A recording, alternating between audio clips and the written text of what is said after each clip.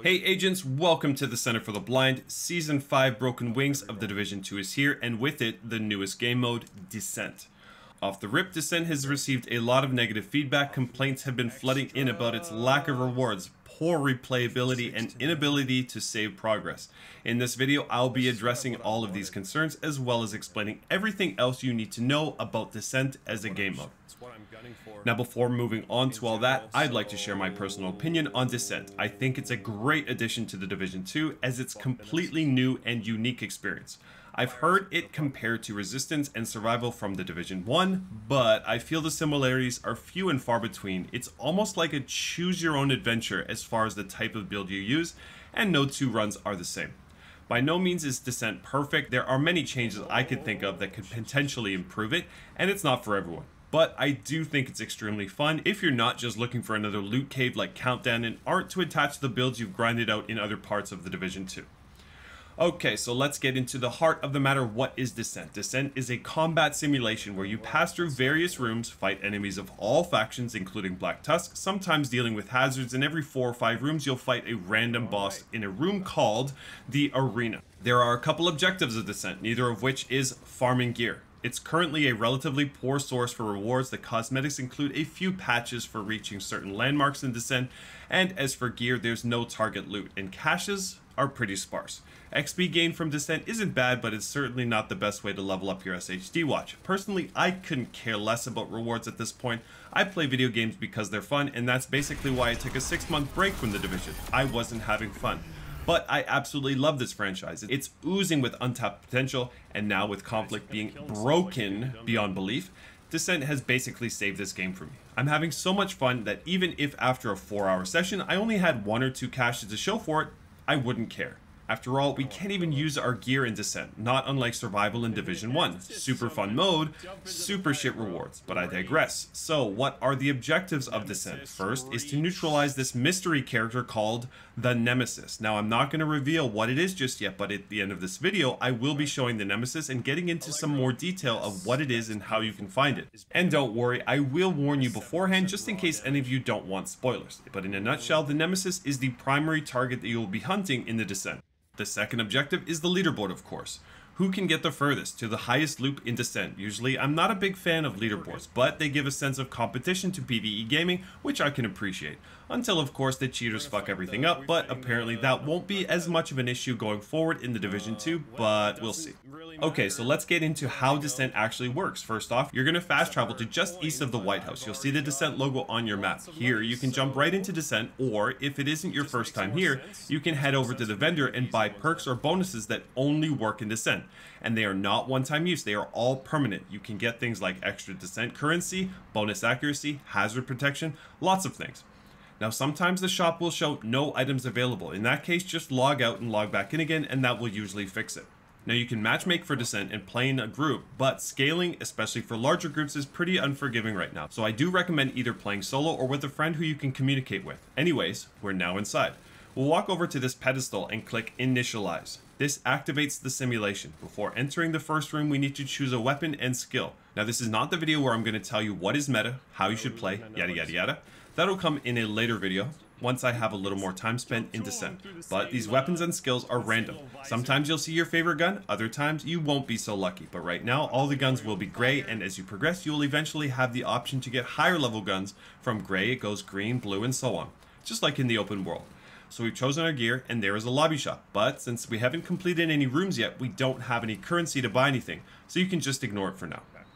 Alright, time to select a room. At the beginning, you have 2 choices, and after you complete each room, you'll have 2 or 3 choices which differ in difficulty, hazards, and talents, all of which can be seen here in the encounter brief. There are 3 difficulties, easy, medium, and hard, and it is indicated by the number of chevrons. 1 is easy, 2 is medium, and 3 with a star is hard. Occasionally, you'll see a skull, and that just means it's a random boss room. So why would you choose a hard room when an easy or medium room is available? First off, you get more currency for completing harder rooms. And second, there's something called Nemesis heat.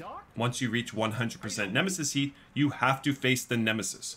The harder the room, the less Nemesis heat you build up, and vice versa.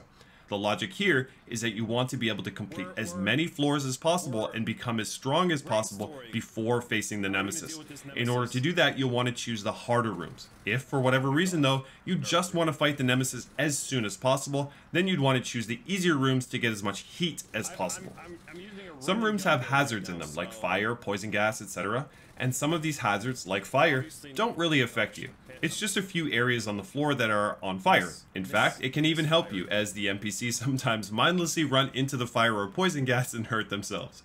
But the shock room, similar to that in Countdown, can be really tricky. Basically, the main floor shocks everyone standing on it every so often, and along with being shocked for a few seconds, you lose a big chunk of armor. God, I hate shock. That being said, if you're standing on a platform or jump onto a box or something during the shock, you're safe. That is, of course, there aren't any broken wires flip-flopping on the floor. These make otherwise safe areas shocking. And of course, standing on objects makes you vulnerable to enemies. So if you can't hold an elevated area, make sure you've got something to jump onto that has decent cover. Shock is the worst, most unfun mechanic in the game. They should just remove it altogether. So that's hazards. Finally, under rewards, you'll see 3 colors on each encounter brief. These are random, and basically after completing a room, you get to choose a talent. The talents are randomly selected from a pool of weapon, chest, and backpack talents that you've probably seen in the regular game. These talents are classified under 3 categories: offense, red; defense, blue; and utility, yellow, just like the core attributes in the main game. So these 3 colors on your brief are telling you what kind of talents you can choose from after completing this room. If you're hoping for more offensive talents, obviously you'll choose a room that has at least 1 red reward. Generally speaking, the offensive talent pool has the most useful talents, especially for a solo, but it really depends on the direction you're going with your build. Now let's say you clear the room and you check the talents, but none of them pique your interest. You can re-roll the talents and you get a brand new set of randomly selected talents to choose from. This does cost Descent currency, however, and the more times you re-roll, the more expensive it gets. Let's say you can't afford to reroll and you really don't want any of the available talents. You can skip and you'll be rewarded 250 Descent currency. Also, you can purchase a 4th random talent from the vendor just outside of Descent. I've already bought it, so you can see I get to choose from 4 talents each time. There are a variety of other bonuses or perks you can purchase from that vendor, so I suggest checking it out after you've done a few runs of Descent and have amassed some NSA tech. Now back to the talents. You can claim each talent up to 10 times, and each additional tier it gets stronger. For example, Adrenaline Rush here gives me 3% bonus armor on a 4-second cooldown. Level it up to tier 2 and now I'm getting 6% bonus armor, all the way up to 30% bonus armor on a 2-second cooldown. So as you continue to move through Descent, you will get much stronger. Of course, the NPCs also get stronger, so make sure you're selecting useful talents so you can keep up with their power spikes. Finally, for completing each room, you'll get Descent currency. This can be used to refill ammo, refill medkits, reroll talents, or purchase various bonuses in the lobby shop. How much currency you get for completing a room depends on the difficulty. So on higher difficulties, you'll get more currency. Make sure you always have at least a few hundred to spare in case you unexpectedly run out of ammo before completing the high value target rooms. Now, after completing the high value target rooms at the end of each loop, you will have the choice between 15% additional armor, 10% weapon damage, or +1 skill tier. And of course, these stack as well. Every 4 loops or so, you'll be presented with 3 exotic talents. These are huge power spikes for your build, but keep in mind some of these talents are much stronger than others, so choose wisely. Not all exotic talents are available, and I will not be revealing all the talents that are available in this video, but trust me, some of them are extremely fun to play and will make you feel like the Dominator. You can have a maximum of 3 exotic talents. After you get 3, you'll continue to get the option of choosing more, however you'd have to replace one of your current talents in order to add it. Either that or skip it and get another 250 Descent currency instead. Okay, so you finally hit 100% Nemesis heat. It's time to square off against the Nemesis. So now's the time. If you don't want to see what the Nemesis is all about and you want to experience it firsthand, turn off the video. Of course, don't forget to like and subscribe before you do so. Okay, so the Nemesis is basically a hunter who was dipped in Acme toxic sludge. He hits hard, very hard. If you're new to facing the Nemesis, I'd highly suggest you dedicate at least part of your build to talents that will help you in this fight. And it's literally just a one-on-one. No other NPCs will spawn. Now, what talents did you choose? I will not be going over any of that in this video, but stay tuned for a lot more Descent content in the near future where I will be explaining effective ways to play this game mode and slaughter the Nemesis. Alright, so you've defeated the Nemesis. What's next? Well, I'll tell you, the NPCs keep getting stronger, so you'd better do the same. Unfortunately, there is only one Nemesis per run, so at this point you're just playing for the leaderboard and NSA tech, but really, nothing new. This doesn't appeal to some people, I get it, I can't stand playing Summit and open world, but you see people matchmaking for them all day every day, different strokes, right? Now before I sign off, I want to briefly talk about the main complaints I've been seeing about Descent. First off, it lacks replayability. This just doesn't make any sense. Every round is completely different from the last. You're telling me that missions which are exactly the same every time you play them have more replayability? I'm calling bullshit on this one and moving on. Next, it's boring. Personal preference, moving on. Rewards suck, just as they did with Survival in Division 1. I think the feeling here is that because you can't use any of the loot you get from caches in Descent, why bother with them?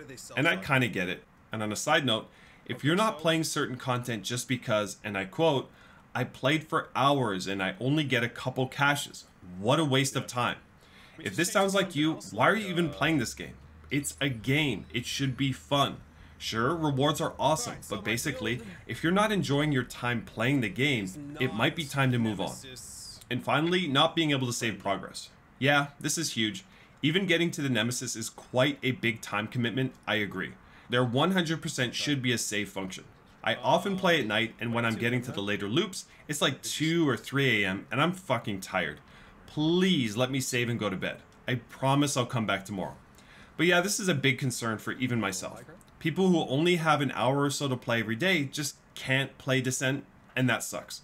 But in the end, let's remember that this game mode is brand new, and hopefully the devs have their ears to the wall and are hearing all of our complaints.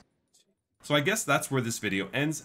Thanks so much for watching, and as I mentioned, if you want to know strategies on playing Descent, stay tuned as I will be going over that in future videos. Good luck in the simulation, and happy farming, agents.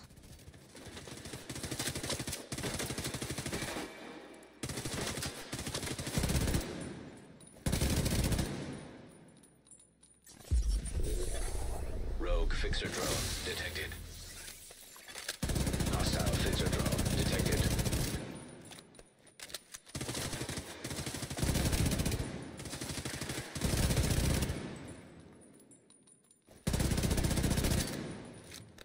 Come on, no medis, dude. No medis.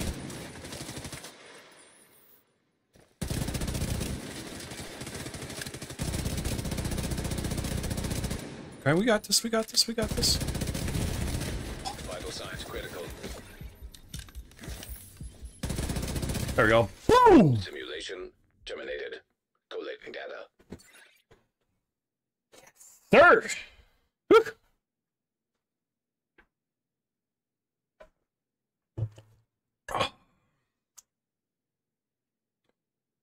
Now we go and shit all over the next 10 floors or 10 loops or so. Easy, dude. I mean, when he ain't putting on med kits every 5 seconds and he's not throwing, well, I mean, the first time I played against him, I'd leveled up armor every single time, and I got one shot by his seeker mine.